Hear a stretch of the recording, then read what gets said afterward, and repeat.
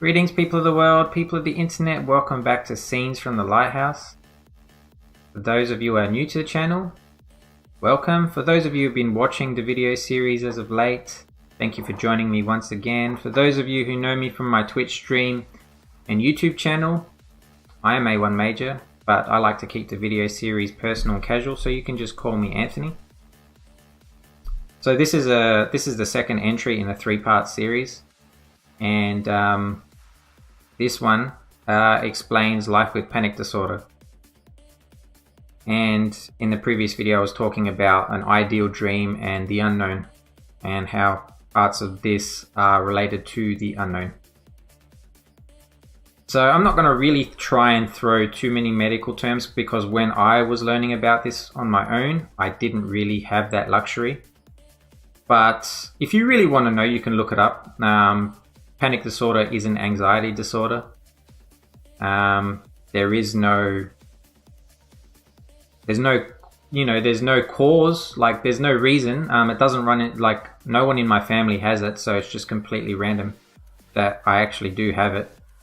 And it makes it even worse because I don't really smoke. Well, I don't smoke.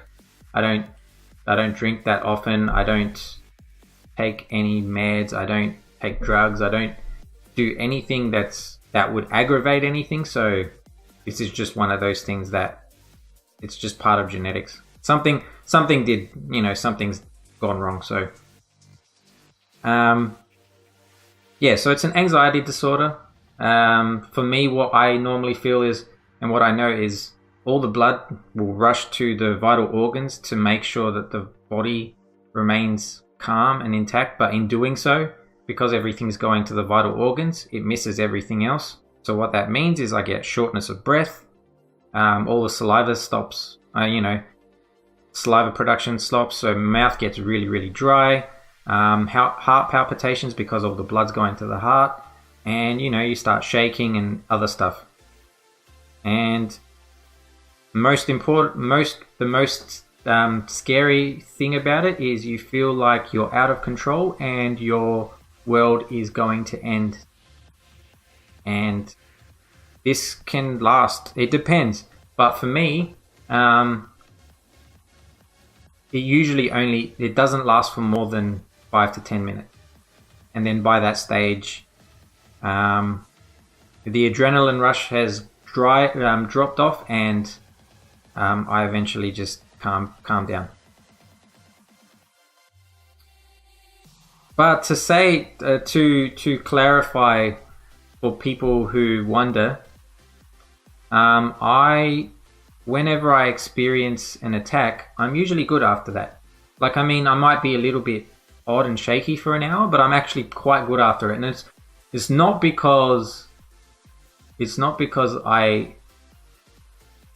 how do I explain this? It's not really like I'm just rushing it. It's just because I have experienced it for such a long time that I know exactly what I need to do. So the unfortunate thing about panic disorder is it's incurable. So I'm pretty much stuck with this for life. It's treatable, but I actually treated it funnily enough, I ended up doing a lot of the things that the doctors would suggest to me before the doctors suggested it to me. I'll just give a quick rundown. I remember the first time that I ever felt it. I didn't know, by the way. I didn't know what it was.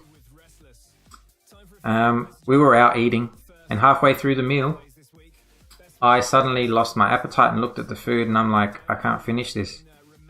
And so I was experiencing it then, but it was really, really short-lived. It probably lasted 2 minutes, and I didn't know what it was. I just figured that I lost my appetite. And so no one thought anything of it. They just thought, oh, okay, just lost his appetite. I got a fair way through the meal. And so because it kept relating to food, I thought I had problems with eating. And, it just at that point when I was young, I was like 13. But at that point, it was only occurring like once a year, because I don't think there was too much worries in my mind or whatever was happening. But I think what absolutely set it off was we had gone to visit my mother in hospital when she was fighting off cancer because it came back. This is like the second time she had it. And my dad got me to sit down, and I didn't really want to. I actually went to eavesdrop on their conversation, and my mother said to my father that she's only got 6 months to live. And then when we went to go to eat after visiting her, halfway through the meal, I felt horrible. I'm like, I can't eat. But then what crossed my mind was, what happens if I don't eat again? And then what happens if I don't eat, I'm going to lose weight. I'm already thin enough as it is. And then the thoughts just got bigger and bigger and bigger. And then when I got home, I went to the toilet and I was really trying to I was trying to vomit because I thought that's what was like my stomach was hurting. But it really wasn't. It was just my body's way of deflecting the problem onto something more attainable for me. I wouldn't as a 17-year-old, I'm unable to process what losing a family member is like. So the body, my brain obviously just decided to deflect it to food because food's easier for me to understand. And that was probably, I think to date, that is probably the worst attack I've ever had. Because the feeling lasted, I think that was probably the longest panic attack I had. I think it lasted 20 minutes.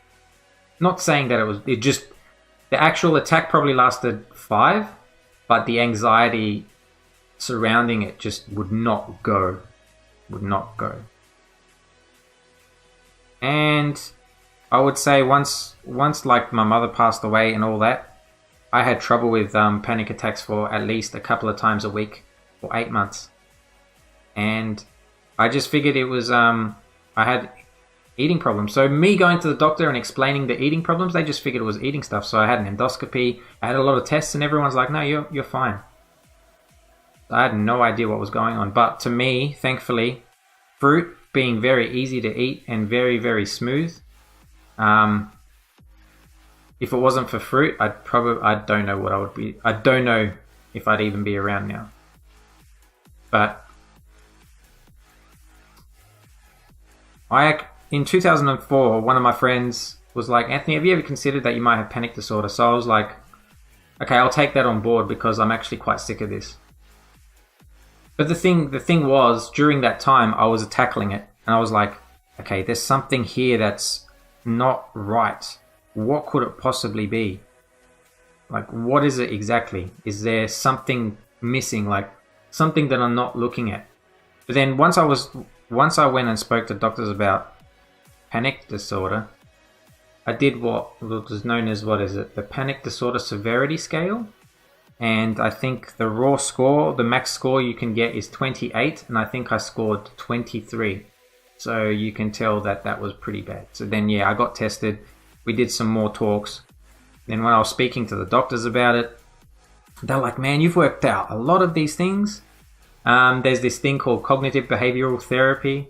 So basically you're tackling the thoughts and reversing the negative parts and putting positive thoughts into its spot.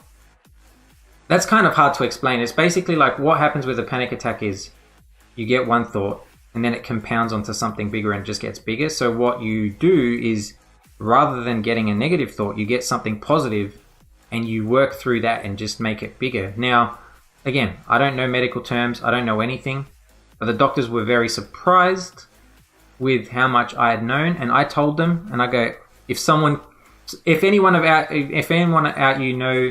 there know about this story, but I was told this and it stuck with me. Maybe it's Chinese whispers at this point, like it's all gone to me, like the entire story could be, misconstrued at this point. But I was told, there's one point they left a child alone in a room with nothing.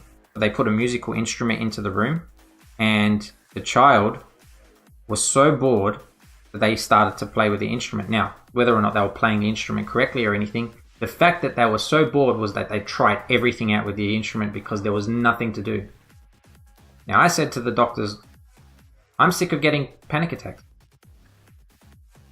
So I was trying to work out the best way to combat them. So isn't it believable that someone with not knowing any medical terms would go to those lengths to do it? I didn't take any meds. It was just more about telling myself rather than, and just talking to people and, applying my willpower to it so that it would make the effects less and less and less as they went along. Like, obviously, the first person who ever had the panic attack and panic disorder, where did these medical journals come from to begin with? Someone had to experience it to begin with. So why can't I be that person who has no idea, who does everything on their own?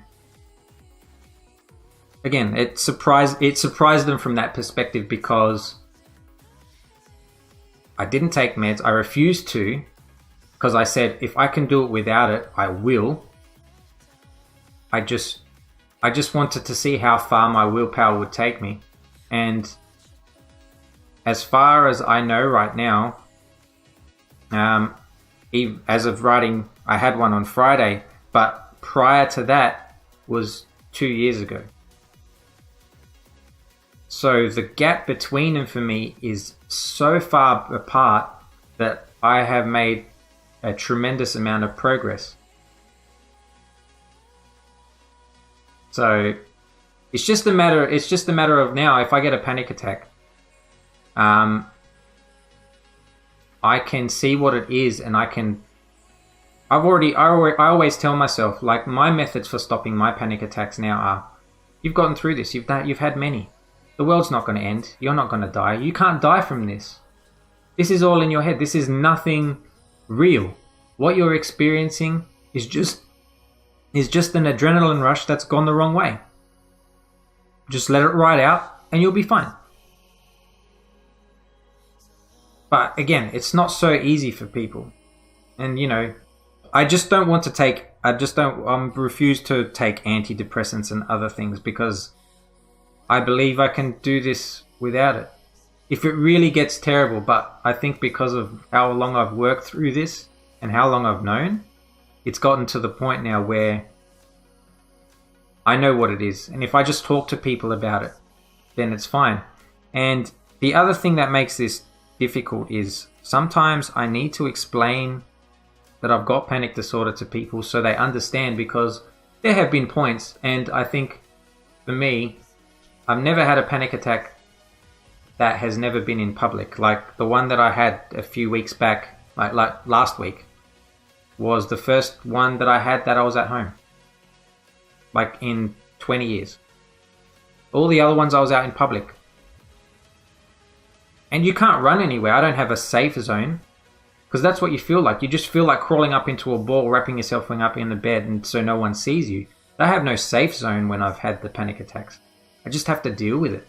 So the reason I tell people that I have panic attack and panic disorder is sometimes I mask it well, because if let's say we're having a chat, and for some reason they say one word and I get something triggers the panic attack.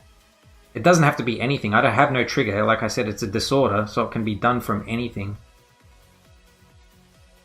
I go into very, very basic mode where I'm processing the panic attack, but I'm responding to them by going, yep, sure. Not many people know that that's the case. I think some of my best friends have noticed this. But outside of that, yeah, if you really want to know, you should, I'd look it up. But I work through this on my own, so I'm not even too familiar on a lot of the medical... Like, even when the doctors were talking to me about it, I knew what they were saying because I experienced it firsthand, because my experience outweighs a lot of things, but medical terms, I don't know what they're talking about. I just know what it feels like for me. And I've spoken to a lot of people about it at depth, and it makes them feel at ease because they know that there's someone else out there like me who, and I reassure them. I go, you can't, the world's not going to end. You can do this. There's a lot of solutions, and I try my best, but the thing is, because of the way I think, it doesn't work for other people. So for some people, they need the meds. But it's just my life, and the way I've chosen to go about it is I want to see how far I can take this without it. But again, it is a terrible thing because it's so random.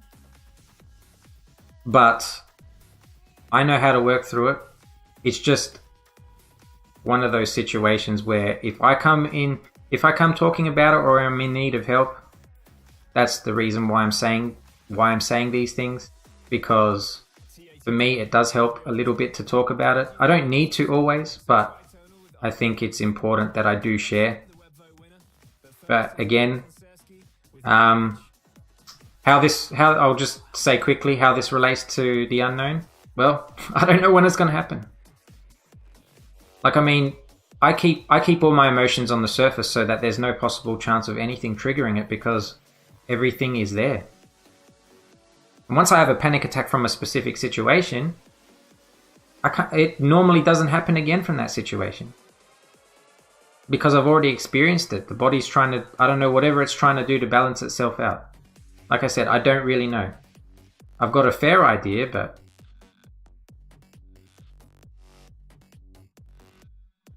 for everyone that is concerned, thank you for your thoughts. I really do appreciate it. But know that I do know, like, I know myself fairly well. So every once in a while, if something is really bad, I will come and say, hey, we have a chat, or hey, I just need to vent. But that's about it. So thank you for watching.